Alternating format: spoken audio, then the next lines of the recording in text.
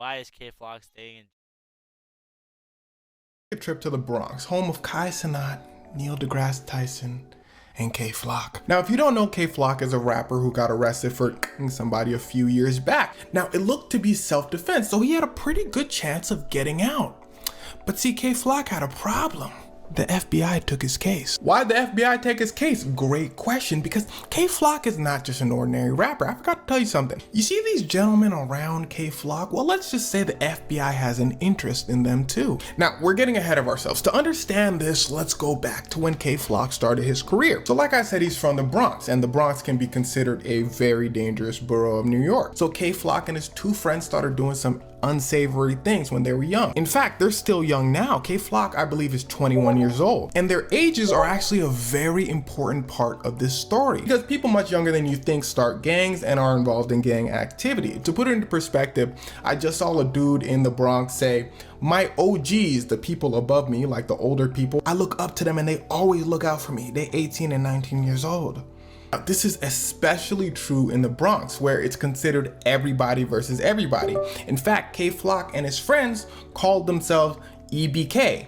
Everybody, can I say that on YouTube? The word rhymes with thrillers and it starts with a K. Anyway, K Flock's friends started rapping and he was pretty good. This got K Flock to start rapping and he was really good. They often did songs together and they got pretty popular pretty quickly, especially because of the lyrics. He's talking about his exploits. More specifically, he would call out people from other gangs. He would go on Instagram Live, go to their neighborhoods and say, "Yo, I'm here, what's up?" People were like, "Damn, K Flock wildin'." K Flock like, "Yeah, Tyson." But the thing you gotta understand is when things start escalating like this, that's when the police start watching closely, because it's kind of embarrassing for police. He's rising up, he's getting super popular, talking about the things that he's supposedly doing. Now, whether he's doing these things or not doesn't matter. He's on Instagram Live with a saying, "I'm doing all these things and no one's catching me." Now, on top of this, people are getting all over the Bronx. It's as if the more popular he gets, the more people are getting young people too.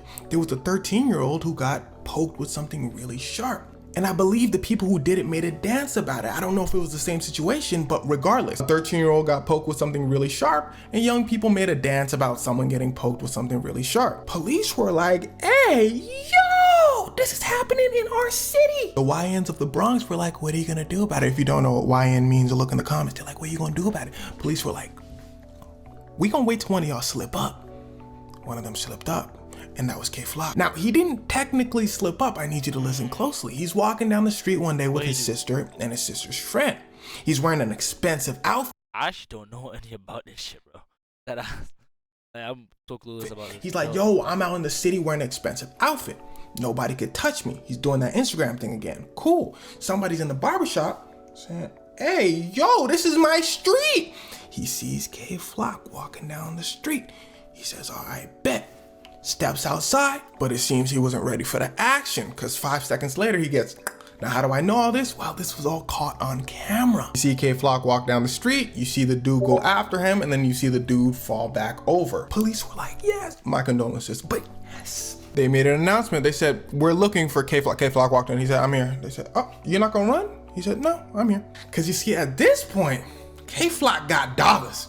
He's on top of the charts. Well, maybe not on top of the charts, but he's making money. Anyway, when you're making money like this as a rapper, something I want you to remember is your record label is gonna have your back because you make them money. So you're gonna get the best lawyer. And we see this time and time again with a bunch of rappers. Why does this happen so often? Well, we'll talk about that in a second. For now, K Flock's lawyer walks in and says, "That looked like self-defense to me." The police go, "No, let me see the video again."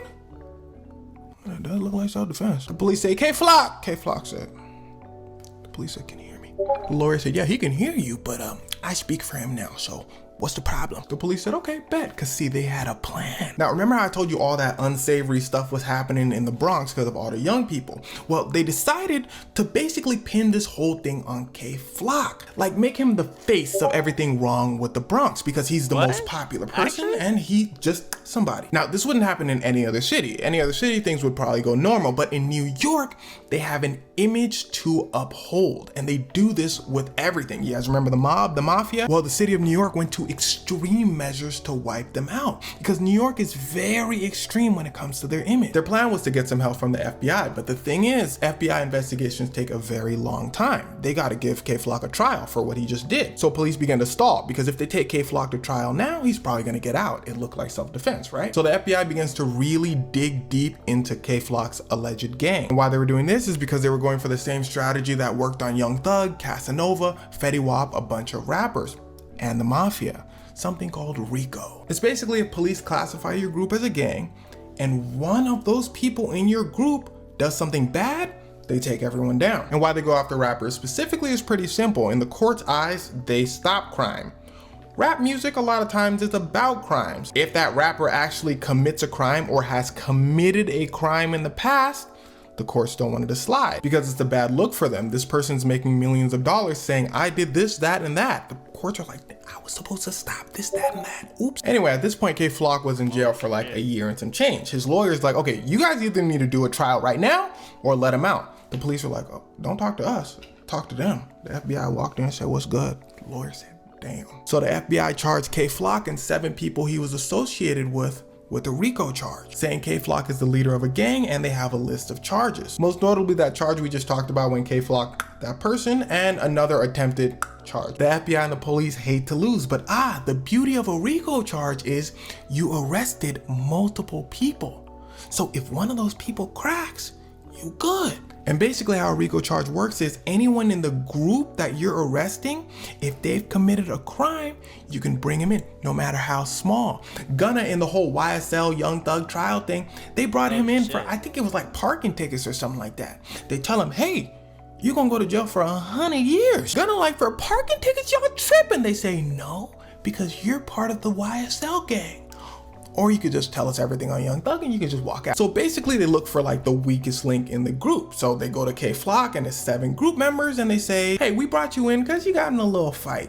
You can either go to jail for like 100 years with K-Flock, or you can just tell us more information about the other people and just walk out. Now, I don't know what the FBI has yet. We'll have to wait until the actual trial. But the funny thing is, the crime rate in the Bronx after arresting K-Flock and his group and all that is pretty much the same, or it's increasing just by a little bit. But the sad part is, I don't think the police really care like that. I think the whole point is to make New York look good, remember? So as long as these songs aren't going viral and going everywhere, and they're like, eh. And actually, that's a sad reality for a lot of cities in America. As long as the city looks good, or the country really looks good, they don't really care about the homelessness rate, the price of food, the crime rates, but that's a story for another day. Now, as for K-Flock specifically, whether he's gonna win his trial or not, I honestly have no idea. The thing is, the FBI is really good at winning cases, but I don't know if they have like a crazy amount of evidence, so I guess we'll just have to wait and see. But as for the Bronx, I really do hope things get better out there, because if you see the age numbers of the people getting out there, it's actually really sad to see. So if you're